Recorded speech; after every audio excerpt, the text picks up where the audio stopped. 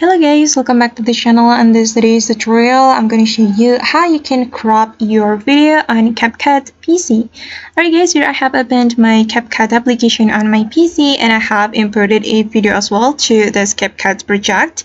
And we're going to practice how we can crop it. So the first thing we have to do is clicking on the clip like this until this option appears on our screen. Then we can simply click on crop button right here. And then you can crop your video until you get the ratio that you want. And I'm going to practice it like this.